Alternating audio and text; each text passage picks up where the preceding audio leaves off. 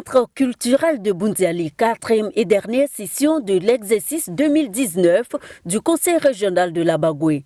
Le Conseil note avec satisfaction que 55 projets ont été réalisés dans le domaine des infrastructures socio-économiques de base, de l'agriculture, de l'élevage et du commerce.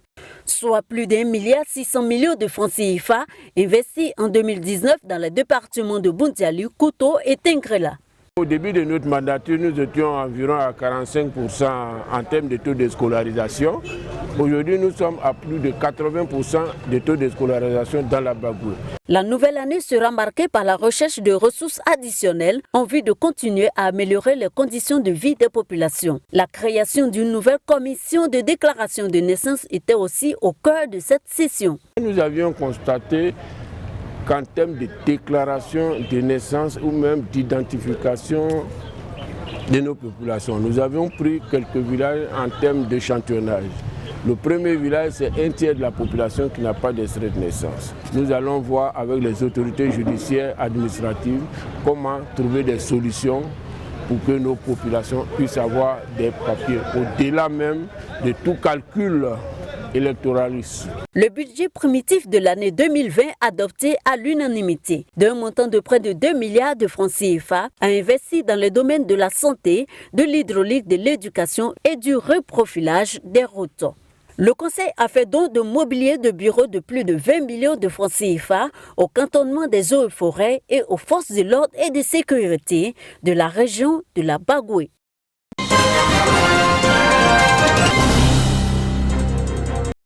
Les producteurs d'EVA et de palmiers à huile de San Pedro, Tabou et Sassandra peuvent pousser un ouf de soulagement. Désormais, ces producteurs n'ont plus besoin de se rendre à Abidjan pour régler des problèmes. Ils disposent d'une délégation régionale du Conseil EVA palmiers à huile, à l'image du Conseil Café Cacao. Je dis d'emblée merci au chef de l'État, Alassane Ouattara, de la justice, que les acteurs comme nous, producteurs d'EVA et de palmiers, d'organiser cette filière-là, en nous créant une délégation au niveau de San Pedro. Nous sommes ravis, ils viennent, c'est nos enfants, ils viennent vers nous pour nous écouter et nous allons les accompagner envers nos producteurs pour dire désormais il y a une délégation, s'il y a un problème, on vient ensemble trouver des solutions pour le producteur, pour que le producteur ait une vie décente, une vie meilleure. La délégation régionale du Conseil EVA palmiers à huile a été présentée aux différents acteurs de ces filières ce jeudi dans les locaux de la direction régionale de l'agriculture. Le Conseil vient se positionner justement pour pouvoir réglementer et appuyer ces différentes structures-là dans leur fonctionnement, de sorte à apporter l'appui nécessaire à tous les acteurs, que ce soit au niveau des producteurs, des acheteurs, des transformateurs, de premier et de deuxième niveau.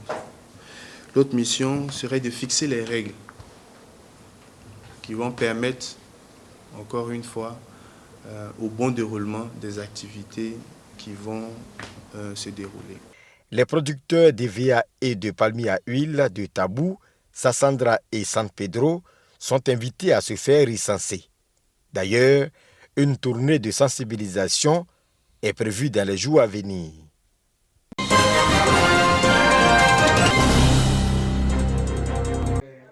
Mosquée du quartier municipal de Bouaké.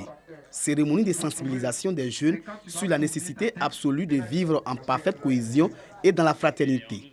Une action de l'Alliance des jeunes pour la paix et le développement de Bouaké, AJPDG. Cette organisation de jeunesse lance une campagne régionale de sensibilisation sur la paix et la non-violence. Nous avons fait une tournée au niveau du département. On sent que tout le monde a besoin vraiment de cette paix. Mais il y a une méfiance qui s'installe. Donc il faut briser cette méfiance-là. Donc raison pour laquelle l'AJPDG veut aller loin ou aller plus que là où les autres n'arrivent pas à rentrer. C'est une très bonne initiative puisque nous sommes à la veille des élections. Aujourd'hui, ils sont un canal par lequel Dieu va passer pour effectivement toucher les uns les autres. Quand on dit élection, c'est les jeunes. On prie Dieu que les jeunes aient un esprit vraiment ouvert, un esprit de paix, qu'on sache où nous allons. Ambroise Mousso, parrain de la cérémonie et les différents intervenants ont insisté sur l'importance de la paix et de l'unité. Ils ont invité les jeunes à ne pas recourir à la violence comme moyen d'expression. Que tout acte qu'ils voudront poser chaque fois qu'ils pensent aux mamans. Un homme de paix doit être celui qui écoute, doit être celui qui comprend. Et tu as celui qui emploie uniquement que le dialogue pour régler ses problèmes. Après Bouaké, la sensibilisation se fera dans plusieurs autres localités de la région de Bouaké. Objectif, diffuser les valeurs de paix et contribuer au processus de consolidation du vivre ensemble.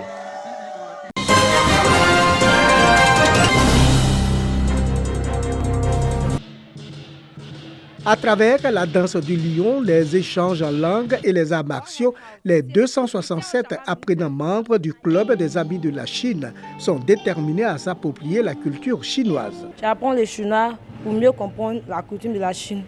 Mon rêve d'aller en Chine pour aller étudier. D'ouvrir un nouvel horizon aux élèves ivoiriens dans l'apprentissage de la langue et de la découverte de la culture chinoise. Boisflé et Yamoussoukro abritent 6 clubs maillons forts de la promotion de la langue chinoise. Pour Madame le proviseur du lycée mixte 2, cet apprentissage suscite un engouement réel et une certaine motivation de la part des apprenants. Au nom du gouverneur du district de Yamoussoukro, Touré Massara a relevé l'excellence des relations entre la Chine et la Côte d'Ivoire avec à la clé de nombreux projets.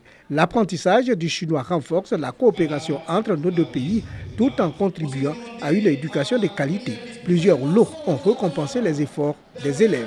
Émerveillé, l'ambassadeur de la République populaire de Chine en Côte d'Ivoire a rappelé l'historique des relations entre la Côte d'Ivoire et la Chine qui n'ont cessé de se développer. Le chinois, outil linguistique, nouvelle opportunité, la langue du présent. Apprendre une nouvelle langue permet non seulement d'avoir un nouvel outil linguistique, mais aussi d'ouvrir de nouveaux horizons. Au nom du président du Sénat, la vice-présidente a loué cet apprentissage qui rapproche les peuples et les cultures pour de nouvelles perspectives. Relever ces défis exige la solidarité entre les acteurs, mais aussi la coopération internationale telle que nous la vivons ce jour. L'apprentissage du chinois n'altère en rien la performance des élèves. Les encadreurs ont donc été félicités pour le travail réalisé.